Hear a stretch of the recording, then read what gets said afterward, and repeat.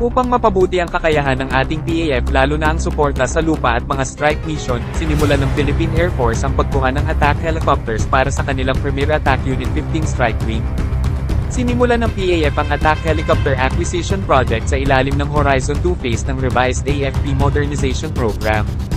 Ito ay may orihinal na plano na kumuha ng 24 light-armed helicopter para magbigay ng kasangkapan sa 2 squadrons ng 15 Strike Wing. Noong 2016, napagpasyahan na ang PAF na kailangang palitan sa huli ang MD-520MG Defender Fleet.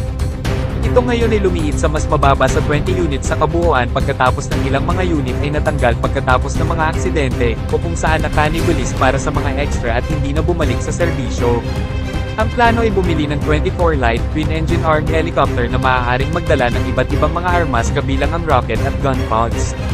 Ito ay maaaring gamitin bilang alternatibo para sa iba pang mga misyon kabilang ang Search and Rescue o SAR at Utility.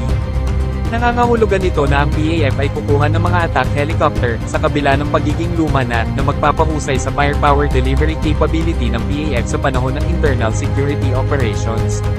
Binago ng proyekto ang direksyon nito, at sa halip na makakuha ng mas mataas na dami ng light-armed helicopter, interesado na itong makakuha ng purpose-built attack helicopter kahit sa mas maliliit na dami. Ang unang batch ng T129B Atak helicopter para sa Philippine Air Force ay dumating sa Clark Air Base noong March 2022. Ang dalawang helicopter kasama ang Integrated Logistics Support ILS-related items ay inihatid ng dalawang Airbus A400M Atlas Strategic Airlifters ng Turkish Air Force. Ito ay maaaring madagdagan pa ng mas maraming attack helicopters sapagkat nakita na kung gaano ka-epektibo.